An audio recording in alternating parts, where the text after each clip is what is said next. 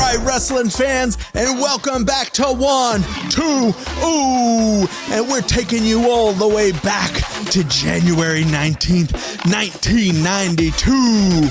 I'm your man, 8-Bit Mike, and tonight we'll be looking at all the stars from the Wrestling Challenge. You had Hulk Hogan, the man, Ric Flair, Rowdy Piper, and a little special guest, the Baltimore Bruiser. And we're gonna take you to the Bruiser now. Go ahead, Bruiser. Oh, yeah, it's the Baltimore Bruiser. And I'm gonna tell you right now, any one of y'all 29 other fools who step in that ring with me, you getting put down, up over the top rope. The Bruiser don't play. Bird net's only safe for one person, and that's the Bruiser.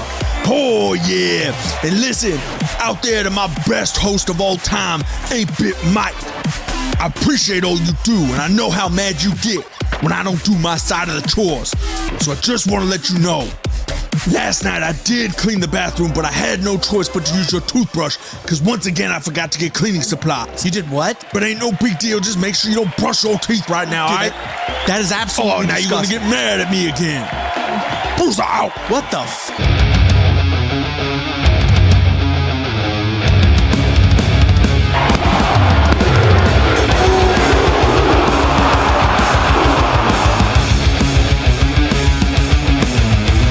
All right, and welcome back to 1, 2, Ooh. It's January 19th, 1992. Royal Rumble's a week away. WWE's running promo drills like it's WrestleMania. British Bulldog, Jake Roberts, and Ric Flair hype. We're talking big star energy. Small match effort. Let's break down this pre-Rumble Wrestling Challenge. So here's the deal. Ric Flair is about to enter number 3 in the Rumble and go the distance. The Rumble itself is for the vacated WWF Championship. Tensions are high. Everyone's cutting promos like they're gunning for Best Supporting Actor. But this episode, it's a showcase of how not to book a go-home show unless you really like squashes. Now let's break down all the action from the card. The Monty defeated Bret the Hitman Hart had just become the Intercontinental Champion. But with a special report, we find out it's going to be Rowdy Piper taking on the Mountie at the Royal Rumble. This is a chance for a 2-belt champ to come out of the Royal Rumble, with Piper being in both the Rumble and having a title shot against the Mountie. We also heard from Hulk Hogan, ultimately talking about his path back to the WWF Championship. He's going to enter that Rumble, and he's coming for the belt. Bobby Heenan surprised everybody by airing Ric Flair's match against Larry Ludden from December's WWF Challenge in full, with all new commentary from Heenan and Gorilla Monsoon, reminding everyone why Flair is calling himself the real world champion. Randy Savage, with Miss Elizabeth by his side, took out Hercules in just over 2 minutes.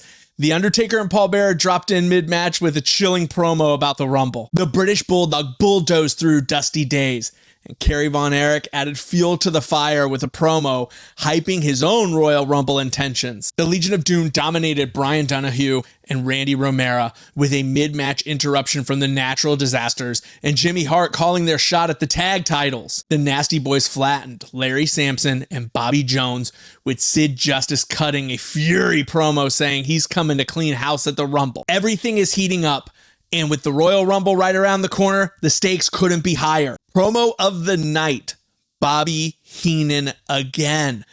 This man is in his bag hyping Flair, calling him the real world's champion and guaranteeing a Rumble win. Also, shout out to Jake Roberts. Dude made a 45-second promo feel like a horror movie. Final verdict on this show. This episode was all about building to the Rumble, not delivering weekly bangers. As a standalone, it's kind of forgettable, but as a piece of Royal Rumble history, it's got value. Strong promos, weak matches, solid nostalgia. I'm giving it a 7 out of 10. Promo heat saved the show. I want to thank my man Nick for providing me this episode to check out. I gotta say, it was a throwback for me getting to see Sergeant Slaughter, Mr. Perfect, and that unforgettable moment when Shawn Michaels turned on Marty Jannetty. What a throwback. I had a lot of fun watching it for that reason, and I thought the promos just go to show you really the building blocks of what great wrestling has become. The matches were all squash matches, which for me, that's what wrestling was back then. You use these squash matches to really build up to that main card, and the pay-per-views were everything. So, gotta say, this one for me overall was 7 out of 10.